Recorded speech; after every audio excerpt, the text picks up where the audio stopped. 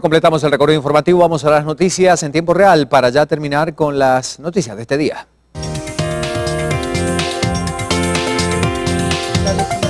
La prensa de Panamá destaca lo siguiente en su página de internet, y es que ONU dice que niñas que van a la escuela han sufrido ataques en al menos 70 países. Sin dar estadísticas concretas sobre países específicos, el informe recuerda los casos de Nigeria y Somalia, donde las milicias islamistas de Boko Haram y Al-Shabaab, respectivamente, mantienen una política activa de impedir que las niñas accedan a la educación. Los ataques a escuelas y centros de enseñanza secundaria con el objetivo de impedir que las niñas estudien es un fenómeno mucho mayor de lo que se cree, dado que en el último lustro se han registrado ataques en al menos 70 países.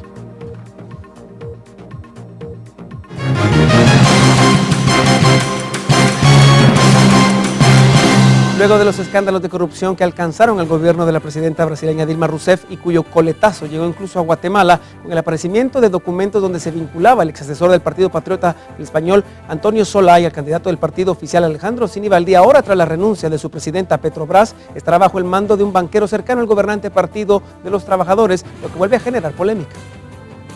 Un banquero cercano al partido de Dilma Rousseff fue designado como nuevo presidente del estatal Petrobras, inmersa en un escándalo de corrupción.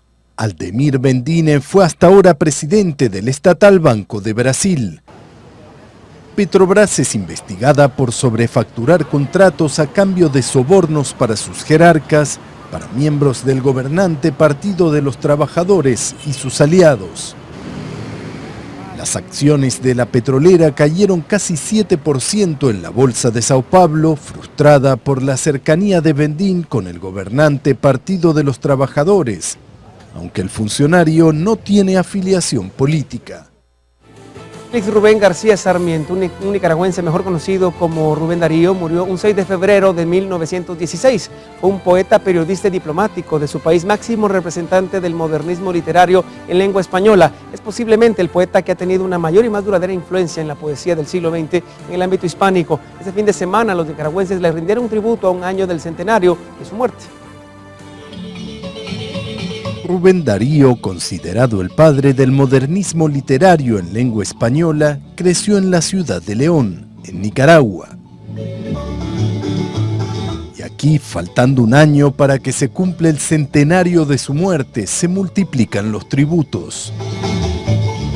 Las tradicionales alfombras de acerrín con las que los leoneses celebran las fiestas religiosas de Semana Santa, este año, fueron diseñadas con la imagen del poeta en distintas fases de su vida.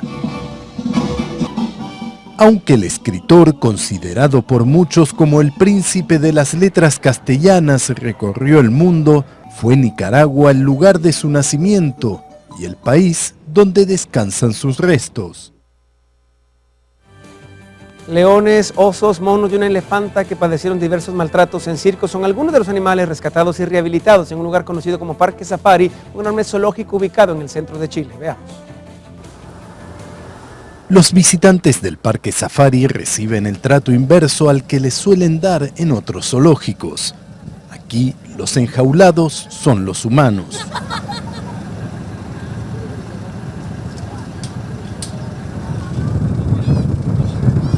Los leones de este zoológico tuvieron una vida pasada de maltratos.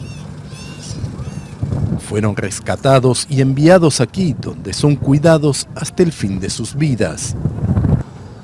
Con este paseo se le pretende dar una lección a los visitantes. Yo quería que el león actuara y que el ser humano sintiera lo que es estar en una jaula. ¿Con la mano si quiere, pequeño? ¿Con la mano? El recorrido con los leones es la mayor atracción del parque, que es visitado por más de 1000 personas diariamente y cuyas características son únicas en Chile. Yo creo que ahora uno entiende cuando los animales están encerrados, yo creo que se tienen que sentir igual que uno, asustados de estar en un lugar encerrado y sin poder salir al resto del mundo. Otras especies que padecieron diversos maltratos en circos también viven en el zoológico, ubicado en el centro del país, donde ya a salvo interactúan con los humanos. Para el futuro tienen previsto recibir a tigres de Bengala y blancos para su reproducción y también para abrir un recorrido como el de los leones. 8:10, seguimos con más. Muchas gracias, Alejandro. Información internacional. Ahora los deportes con Crista García. Vamos, Crista, que hay mucho más.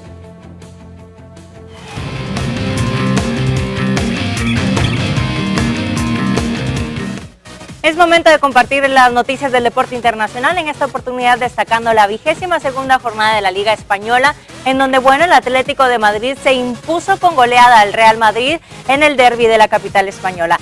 También tenemos otras noticias del Barcelona, que se colocó a un punto del primer lugar, teniendo así ya muy cerca al líder.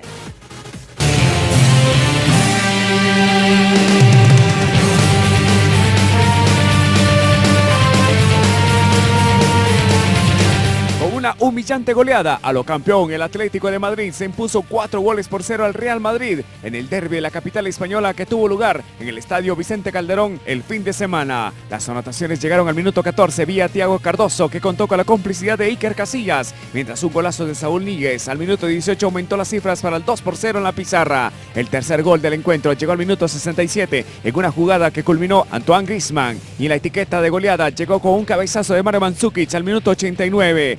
4-0 sin objeción. El Barça por su parte goleó 5-2 en condición de visitante al Atlético de Bilbao y rompió una racha de 3 años de no ganar en esa cancha. Leo Messi a los 15 minutos abrió el marcador con un desvío a la barrera. El 2-0 del partido llegó al minuto 26 en un remate del uruguayo Luis Suárez. El descuento llegó al minuto 59 vía Mikel Rico, pero el Barça rápidamente respondió con un autogol de Óscar de Marcos al 63 para el 3-1, y un minuto y medio después Neymar puso el 4-1 al 64.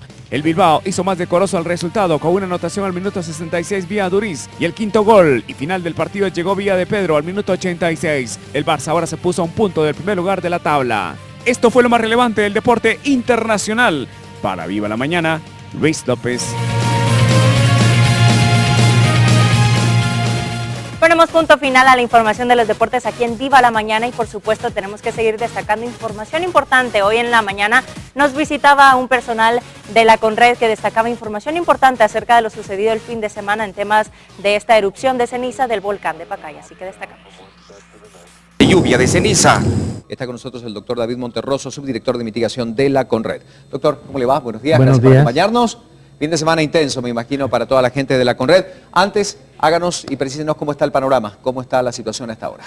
Claro, pues la actividad ya descendió en el sentido de las explosiones, en el sentido de la actividad sísmica que nos indica que pudiera haber más actividad después, ¿no? Esto no significa que ya todo tipo de producto del volcán haya cesado, pero ya estamos en una fase mucho más pacífica de como estuvo el fin de semana. Bueno, cuéntenos, esto está dentro de la fase normal, como decíamos, es un volcán que siempre de una u otra manera está en actividad. ¿Podemos considerarlo dentro de una fase de la normalidad dentro de los movimientos, aunque fue mucho más intenso este fin de semana, doctor? Claro, en efecto sí puede ser pensado como algo relativamente normal, es decir, recordemos que el volcán de fuego es un volcán activo. El tipo de actividad es el que difiere a veces. Tendemos a hacer comparaciones entre cómo fue la actividad del volcán Pacaya del año pasado, la actividad del volcán de fuego del año pasado. Sin embargo, pues las actividades de los volcanes son diferentes dependiendo de cuál volcán está activo. En este caso estamos hablando de un volcán que sí es más explosivo que el volcán de Pacaya. El volcán de Pacaya suele tener erupciones que se le conocen con el nombre de efusivas, que son más tranquilas, con una visualización de lava clara y más frecuente, mientras que el volcán de fuego es de carácter explosivo, su actividad. Nosotros podemos esperar este tipo de actividad cada cierto determinado tiempo en el volcán de fuego. Repito, es un volcán activo, no es algo extraordinario realmente. Pero si nos asustamos. Claro, claro. ¿Qué piensan en relación al manejo de la información? Qué bueno que ya tenemos finalmente las imágenes ahí para observar lo que pasaba este fin de semana, porque empezaron a circular fotografías de un volcán que no correspondía a Guatemala, de Indonesia y muchas otras cosas, y a veces esta desinformación provoca que las personas puedan llegar a tener algún comportamiento que no sea adecuado, generan una alarma que es innecesaria cuando sí la situación era delicada, pero no era de tal gravedad. Indudablemente nos fuimos a lo que ocurría años atrás con el Pacaya y esto nos alarmó mucho. Pero ¿qué pasa con este caso? ¿A quién nos tenemos que centralizar? ¿A Conred, a Insibume, a bomberos? Claro. Déjeme decirle que creo que el mensaje principal ya lo ha dicho usted mismo. Debemos de escuchar a los canales oficiales de información. No solamente se hablaba del volcán en Indonesia, del cual presentaron fotografías, sino también había de un volcán de Rusia, que estaban presentando fotografías también. Fotos viejas que se encontraban de otras caídas. Entonces, realmente esto empieza a generar una alarma innecesaria en la gente. Correcto. Es una alarma mucho más fuerte de lo que está sucediendo, cuando lo que tenemos y que está sucediendo en realidad es serio.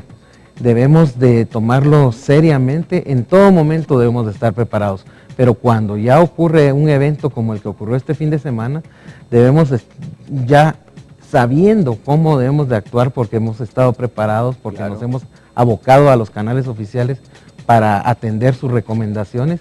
En el momento debemos de estar pendientes con más ahínco de la información oficial. Principalmente en estos eventos, la información oficial sale del Insibume y de la Secretaría Ejecutiva de la Conred. Bueno, doctor, hablando de lo que pasaba hace algunos días atrás con un simulacro que realizamos para ver si estamos preparados o no para una contingencia en el caso de un terremoto, ¿qué pasa en el caso de una contingencia con estas características, sabiendo que somos tierra de volcanes y que indudablemente estamos, como siempre, ante la posibilidad de alguna erupción mayor? ¿Estamos preparados en todos los sentidos de la palabra? Ustedes como instituciones, los grupos que integran justamente desde las autoridades, este tipo de trabajo y la sociedad en general para saber cómo reaccionar ante esta situación, ¿no? Creo que este es un trabajo constante. Constantemente podemos evolucionar a prepararnos más y más.